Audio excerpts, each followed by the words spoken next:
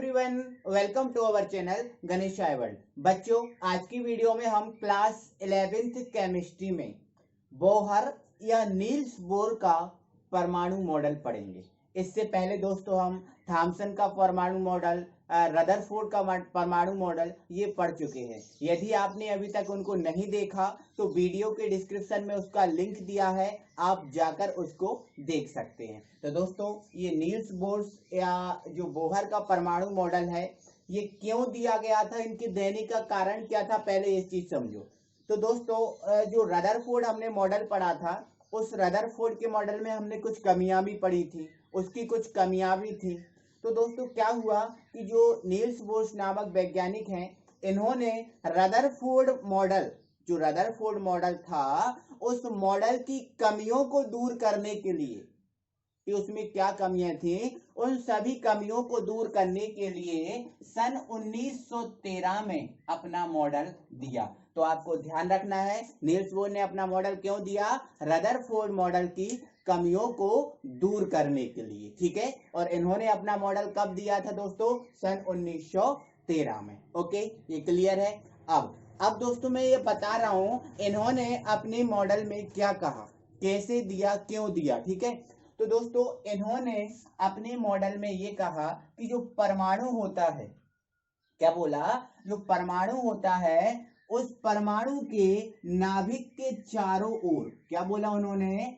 परमाणु के नाभिक के चारों ओर कुछ ऊर्जा अवस्थाएं होती हैं इस टाइप की। जैसे आपको दिख रहा है, ये परमाणु है और इसका नाभिक है, इसके चारों ओर ये कुछ ऊर्जा अवस्थाएं होती हैं। इस प्रकार की कुछ ऊर्जा अवस्थाएं होती हैं। और दोस्तों, इन्होंने इन ऊर्जा अवस्थाओं को नाम दिया क्या? कक्षा। क्या? कक्षा। तो इसका पूरा पॉइंट आप सुनेंगे, आप क्या बोल रहा हूं मैं, ठीक है। इन्होंने क्या कहा? परमाणु के नाभिक के चारों ओर कुछ ऊर्जा अवस्थाएं होती हैं जिन्हें कक्षा या ऑर्बिट, जिसको इंग्लिश में हम क्या बोलते हैं? ऑर्बिट कहते हैं। ये आपको ध्यान रखना है, ठीक है। तो दोस्तों, ये जितनी भी कक्षाएं आपको, जो नाभिक के चारों ओर ये कक्षाएं दिख रही हैं, ऊर्जा अवस्थाएं दिख रही हैं, ये सब क्या है? कक्षाएं हैं। और दोस्तों एक बात आज के बाद याद रखना, किसी भी परमाणु के नाभिक के चारों ओर अधिकतम 7 कक्षाएं हो सकती हैं। अधिकतम कितनी कक्षाएं हो सकती हैं? 7। अधिकतम 7 कक्षा, अधिकतम 7 कक्षा हो सकती है। इस पॉइंट को हमेशा याद रखना। चलो, क्लियर है। अब देखो यहाँ पर कितनी कक्षाएं हैं? 1 2 3 4 5 6, एक और बना दे रहा हूं, तो ये अधिकतम 7 कक्षाएं हो गई, ठीक है। चलो, कोई दिक्कत दोस्तों? चलो, पहले तो उन्होंने ये कहा, चलो ये कक्षाएं हैं, इनको एरो के द्वारा मैंने बता दिया। चलो, आगे उन्होंने क्या कहा उसको सुनो। आगे उन्होंने कहा दोस्तों कि इन कक्षाओं में, जो कक्षाएं आपको दिख रही हैं, इन कक्षाओं में इलेक्ट्रॉन भ्रमण करते हैं, इलेक्ट्रॉन गति करते हैं। 2 पॉइंट हो गए। इन कक्षाओं में कौन गति करता है? इलेक्ट्रॉन गति करता है, ठीक है। चलो, 2 पॉइंट। अब तीसरा पॉइंट उन्होंने क्या कहा उसको सुनो, बहुत इंपॉर्टेंट पॉइंट है। उन्होंने आगे कहा कि जो नाभिक के पास वाली कक्षा होती है, जैसे आपको ये नाभिक के पास वाली कक्षा दिख रही ना, ये नाभिक के पास वाली कक्षा की जो ऊर्जा होती है वो निम्नतम होती है। नाभिक के पास वाली कक्षा की जो ऊर्जा होती है वो निम्नतम होती है। और इसके बाद जैसे ही कक्षाएं बढ़ती जाती हैं तो जो ऊर्जा होती है वो भी बढ़ती जाती है, ठीक है। चलो, ये तो क्लियर हुआ। इसके बाद इंपॉर्टेंट चीज इसमें ये है कि उन्होंने कहा था नाभिक के पास वाली जो प्रथम कक्षा होगी उसे हम n बराबर 1 कहेंगे, दूसरी कक्षा होगी उसे n बराबर 2 कहेंगे, तीसरी कक्षा होगी उसे n बराबर 3 कहेंगे, चौथी कक्षा होगी उसे n बराबर 4 कहेंगे, है ना। या अगली कक्षा को n बराबर 5, अगली कक्षा को n बराबर 6 और अगली को n बराबर 7, ऐसे उन्होंने नाम दिया। मतलब 1 2 3 4 5 6 7। अब बोलोगे सर इसमें कौन सी बड़ी बात है, ये तो वैसे भी हम नाम देते 1 2 3 4 5, ये तो वैसे भी हम नाम देते। तो उन्होंने क्या भाई, ये समझो n बराबर क्या दिया उन्होंने नाम, 1 2 3 4 5 6 7, ये तो नाम दिया। या फिर उन्होंने ऐसा बोल दिया भाई कि जो n बराबर 1 है उसको आप k बोलोगे। क्या बोलोगे, k बोलोगे। n बराबर 2 के लिए l बोलोगे, n बराबर 3 के लिए m बोलोगे, n बराबर 4 है तो n बोलोगे। इस टाइप से ये चलता रहेगा, है ना, K L M N O P ऐसा चलता रहेगा। ठीक है, तो ध्यान रखना दोस्तों एक चीज, है ना, कि पहली कक्षा को n बराबर 1 का नाम क्या है, k है। n बराबर 1 का नाम क्या है, k है।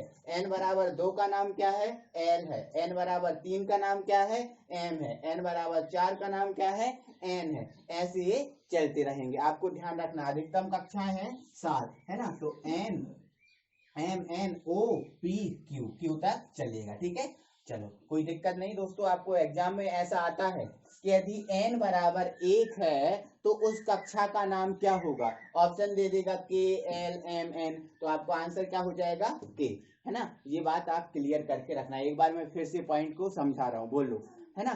तो इन्होंने क्या कहा कि नाभिक की जो पास वाली कक्षा होती है उसकी ऊर्जा निम्नतम होती है, और जैसे हम आगे बढ़ते जाते हैं तो जो ऊर्जा है ना वो भी बढ़ती जाती है। ठीक है, और आगे उन्होंने जो पहली कक्षा है उसको n बराबर 1 या k कहा, दूसरी कक्षा को n बराबर 2 या l कहा, अगली कक्षा को n बराबर 3 या m कहा। ठीक है, चलो दोस्तों इसकी मैं थ्योरी भी आपको पूरी बताऊंगा, लिखवा दूंगा, है ना, आपको कोई दिक्कत नहीं रहेगी, इसकी टेंशन मत लेना। ठीक है, तो ये 3 पॉइंट हुए दोस्तों, है ना। चलो इसके बाद मैं अगला पॉइंट आपको बता रहा हूँ। एक मिनट दोस्तों, एक बार और समझ लो दोस्तों, ये जो कक्षा है ना, ये आपको जो कक्षाएं दिख रही है ना, इनको हम ऊर्जा स्तर भी क्या बोलते हैं, ऊर्जा स्तर भी बोलते हैं ना। तो ये कक्षा या ऊर्जा स्तर हम कह सकते हैं। ठीक है, तो यदि ऊर्जा स्तर की बात करें तो ये हमारा E1 है ना, ये कौन सा है, E1 है, E2 है, E3 है, E4 है, E5 है, E6 है और ये E7 है ना। यदि ऊर्जा स्तर के नाम के आधार पे हम बात करें तो E1 E2 E3 है ना, और वैसे हमारा ये n बराबर 1 2 3 है ना। तो बाकी ये हमें याद नहीं रखना, ये मैंने सिर्फ बताया है आपको। ठीक है, आपको तो याद यही रखना है, n बराबर k, n बराबर 1 है तो k है ना, 2 इस टाइप से। ठीक है, चलो अब अगला पॉइंट में दोस्तों आपको बता रहा हूँ। अगला पॉइंट इसका ये है कि मतलब प्रत्येक कक्षा, मतलब प्रत्येक ऊर्जा स्तर, आपको ये दिख रहा है ऊर्जा स्तर है ना, प्रत्येक ऊर्जा स्तर जो होता है उसकी ऊर्जा निश्चित होती है, उसकी ऊर्जा निश्चित होती है। ऐसा नहीं होता कि इसकी ऊर्जा आज ज्यादा है ना, कल कम हो जाए, या आज कम है कल ज्यादा हो जाए, ऐसा नहीं होता। प्रत्येक ऊर्जा स्तर की जो ऊर्जा है वो निश्चित है ना, नियत है, वो चेंज नहीं होगी, वो चेंज नहीं होगी। इसकी कुछ और है, इसकी कुछ और है, इसकी कुछ और है, सबकी अलग अलग है और सबकी अलग अलग निश्चित है। ठीक है, ये पॉइंट हो गया। चलो अगला पॉइंट दोस्तों ये है कि इन ऊर्जा स्तरों की जिस प्रकार से जो ऊर्जा निश्चित है उसी प्रकार इनका कोणीय संवेग भी निश्चित है। क्या, कोणीय संवेग भी निश्चित है। जैसे प्रत्येक ऊर्जा स्तर की ऊर्जा निश्चित है उसी प्रकार कोणीय संवेग भी निश्चित है। चलो ठीक है, ये हमारे पॉइंट हुए कितने, 4 या 5 पॉइंट मैंने बता दिए। इसके बाद दोस्तों मैं अगला पॉइंट बता रहा हूँ, एक इंपॉर्टेंट है, उसको आप समझो है ना। तो इसके लिए आप समझो दोस्तों क्या होता है दोस्तों, यहाँ पर देखो प्रत्येक कक्षा की ऊर्जा निश्चित है, प्रत्येक कक्षा की ऊर्जा क्या है, निश्चित है, जिसमें इलेक्ट्रॉन गति कर रहा है ना। अब इलेक्ट्रॉन की जो ऊर्जा है वो बढ़ या घट सकती है, कक्षा की ऊर्जा बढ़ या घट नहीं सकती, जो इलेक्ट्रॉन है उसकी ऊर्जा बढ़ या घट सकती है ना। तो इसमें भी इलेक्ट्रॉन, सभी में इलेक्ट्रॉन गति कर रहे हैं ना, आपको समझ में आ रहा है। ठीक है, तो क्या होगा दोस्तों, जब यदि मैं इस इलेक्ट्रॉन को कुछ ऊर्जा दे दूं, जैसे मान के चलो ये पहली कक्षा वाला इलेक्ट्रॉन है, इस पहली कक्षा वाले इलेक्ट्रॉन को मैं कुछ ऊर्जा दे दूं, ठीक है, तो जब मैं पहली कक्षा वाले इलेक्ट्रॉन को, पहली कक्षा में जो इलेक्ट्रॉन घूम रहा है उसको ऊर्जा दूंगा, तो वो इलेक्ट्रॉन उस ऊर्जा को लेकर ग्रहण करके उत्तेजित अवस्था में आ जाएगा, मतलब ऊर्जावान हो जाएगा। है ना। जैसे हमें भूख लगी होती है, खाना नहीं मिलता, तो ऐसे घूमते हैं यार, ऐसे मरे जैसे, है ना। लेकिन जब हमें ऊर्जा मिलती है तो बढ़िया ऐसे घूमते हैं, है ना। समझ में आ रहा है ना आपको? हाँ ठीक है। तो जैसे ही क्या होगा, इसको ऊर्जा मिलेगी दोस्तों, तो ये क्या होगा, उत्तेजित अवस्था में आ जाएगा, बड़ी दबंग आय में आ जाएगा, ठीक है। तो उत्तेजित अवस्था में आ जाएगा, और तो क्या करेगा फिर, अपना ये ऊर्जा स्तर इस कक्षा को छोड़कर एक दूसरी कक्षा में जंप लगा जाएगा। जैसे पहली कक्षा में गति कर रहा था, फिर ऊर्जा मिली तो दूसरी कक्षा में दूसरी कक्षा में पहुंच गया और दूसरी कक्षा में गति करने लगा, ठीक है। लेकिन दोस्तों जो ऊर्जा मिलती है इलेक्ट्रॉन को, वो ऊर्जा अस्थायी होती है, केवल कुछ ही समय के लिए मिलती है ना। तो ऊर्जा मिलेगी तो अगली कक्षा में चला जाएगा, और अगली कक्षा में जैसे ही पहुंचेगा तो वो जो ऊर्जा मिली है उसको प्रकाश के रूप में, जैसे आपको ये प्रकाश मिल रहा है ना, इसी प्रकार ये प्रकाश के रूप में उसको उत्सर्जित कर देगा, निकाल देगा, है ना। और ऊर्जा को निकाल देगा तो ऊर्जा खत्म। अब ऊर्जा कम हो जाएगी, अब ऊर्जा कम हो जाएगी तो वापस से ये अपने स्थान पर, इसी स्थान पर आ जाएगा, ठीक है। चलो इसको मैं थोड़ा सा अलग से और समझा रहा हूं, है ना। जैसे मान लिया मैंने ये दो ऊर्जा स्तर इस टाइप के हैं, ठीक है। इस टाइप से ये गोलाकार दिख रहा है, मैं इनको एक लाइन में मान ले रहा हूँ, है ना। एक ऊर्जा स्तर ये है और एक ऊर्जा स्तर ये है। इसको हमने नाम दे दिया E1 और इसको हमने नाम दे दिया E2, ठीक है। जैसे ये है ना E1 E2, है ना। इसी प्रकार से मान के चलो दोस्तों, यहाँ पर ये इलेक्ट्रॉन है, यहाँ पर ये इलेक्ट्रॉन गति कर रहा है इस ऊर्जा स्तर में, है ना। लेकिन इस इलेक्ट्रॉन को, ये आपको दिख रहा है इलेक्ट्रॉन, यदि इस इलेक्ट्रॉन को मैं ऊर्जा दे दूं, क्या मैं ऊर्जा दे दूं, तो ये जो इलेक्ट्रॉन है इसके पास ऊर्जा हो जाएगी, तो ये इलेक्ट्रॉन ऊर्जा को पाकर कहाँ पहुंच जाएगा, इस वाली कक्षा में। जैसे ही ऊर्जा मिलेगी तो ये जो इलेक्ट्रॉन है वो अपनी दादागिरी में जाएगा और बोलेगा अब तो हमारे पास ऊर्जा है ना। और ये कहाँ जंप लगा जाएगा, इसमें, है ना। तो इसमें लगा जाएगा, फिर वो इसमें गति करेगा। अब ये इलेक्ट्रॉन यहाँ था, अब ये इलेक्ट्रॉन यहाँ आ गया, ठीक है। लेकिन ये जो ऊर्जा मिली है दोस्तों, वो ऊर्जा अस्थायी है। कैसी है, अस्थायी, है ना। अब यहाँ पर पहुंच जाएगा, यहाँ गति करेगा, तो वो ऊर्जा है ना जो मिली है, वो प्रकाश के रूप में उत्सर्जित हो जाएगी, निकल जाएगी। अब जैसे ही निकल जाएगी तो उसकी ऊर्जा है ना कम हो जाएगी। अब जैसे ही ऊर्जा खत्म होगी तो जो इलेक्ट्रॉन यहाँ गति कर रहा था उसकी ऊर्जा जैसे ही निकल जाएगी, खत्म हो जाएगी, तो वापस से ये अपनी ऊर्जा स्तर में आ जाएगा, जहां पहले गति कर रहा था उसी में आ जाएगा। तो ये आपको समझ में आया होगा, ठीक है। तो यहाँ से इस ऊर्जा और इस ऊर्जा का जो अंतर है वो क्या होगा, डेल ई होगा। क्या होगा, डेल ई, है ना। आपको समझ में आ गया होगा, आई होप, है ना। तो ये दोस्तों इसके कुछ पॉइंट थे, आई होप कि आपको पूरा सब समझ में आया होगा। यदि आपको थोड़ा सा कोई दिक्कत है समझने में तो दोस्तों वीडियो को आप एक बार पीछे कर लीजिए और फिर से इसको देख लीजिए, तो आपको पूरा समझ में आ जाएगा, है ना। इसके बाद मैं इसकी थ्योरी यहाँ पर राइट कर रहा हूँ दोस्तों, और उसको मैं बता रहा हूँ। तो ये इसकी थ्योरी मैंने पूरी यहाँ पर लिख दी है, आप उसको एक बार स्क्रीनशॉट ले सकते हैं, और स्क्रीनशॉट लेकर या फिर वीडियो को पॉज करके अपनी कॉपी में लिख सकते हैं। एक बार उसको मैं पढ़ के सुना दे रहा हूँ, ठीक है। रदरफोर्ड नामक वैज्ञानिक के परमाणु मॉडल की कमियों को दूर करने के लिए नील्स बोर नामक वैज्ञानिक ने सन 1913 में एक सिद्धांत का प्रतिपादन किया, जिसे नील्स बोर का परमाणु मॉडल कहते हैं। अब इस मॉडल में उन्होंने क्या कहा वो मैंने पूरा समझा दिया है, जो मैंने बताया वही मैंने लिखवाया।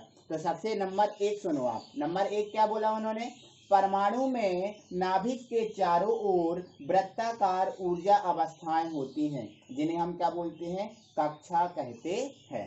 आगे क्या बोला, इन कक्षाओं में इलेक्ट्रॉन भ्रमण करते हैं। चलो ठीक है, कोई दिक्कत नहीं, है ना।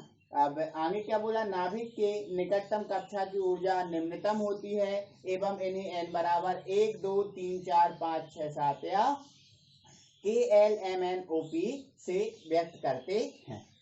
ओके। आगे उन्होंने कहा किसी कक्षा स्तर में घूमते हुए इलेक्ट्रॉन की ऊर्जा निश्चित होती है ना। जिस प्रकार ऊर्जा निश्चित होती है उसी प्रकार कोणीय संवेग निश्चित होता है। आगे उन्होंने कहा जब इलेक्ट्रॉन को ऊर्जा प्रदान की जाती है तो इलेक्ट्रॉन उत्तेजित होकर उच्च ऊर्जा स्तर में चला जाता है, किंतु वह ऊर्जा स्तर अस्थायी होता है, जिसे प्रकाश के रूप में उत्सर्जित कर वो पुनः निम्न ऊर्जा स्तर में आ जाता है। ये इसका मैंने डायग्राम बना दिया और मैंने दोस्तों ये पूरा सब तो समझा दिया है। अब क्या आपको दिक्कत रहेगी? मुझे लगता नहीं कि आपको कोई दिक्कत होगी। ठीक है, तो एक बार मैं यहाँ पर, हाँ ठीक है, यहाँ दिखाओ। चलो यहाँ पर इन दो आपको दिख रही होगा दोस्तों, इन सबको हम क्या बोलते हैं? जो आपको दिख रही हैं इन सबको हम क्या बोलते हैं? कक्षा बोलते हैं। ठीक है, इन कक्षा को इंग्लिश में हम क्या बोलते हैं? ऑर्बिट। तो आई होप दोस्तों कि आपको बहुत अच्छा लगा होगा, मजा आया होगा। ठीक है दोस्तों, वीडियो को अभी तक आपने लाइक नहीं किया है तो वीडियो को लाइक करें, और यदि आप नए व्यूअर हैं तो चैनल को सब्सक्राइब करें और बेल आइकन को प्रेस करें। और दोस्तों इसके बाद यदि आपने आपके दोस्तों को भी आप शेयर कर सकते हो। दोस्तों अपने दोस्तों को शेयर करो ताकि उन लोग का भी फायदा हो। और दोस्तों कल रक्षाबंधन का त्योहार है, तो इस रक्षाबंधन के त्योहार की आपको बहुत बहुत बधाइयाँ हो। ठीक है दोस्तों, ठीक है, चलो अगली वीडियो में दोस्तों हम फिर मिलेंगे, तब तक के लिए थैंक यू वेरी मच।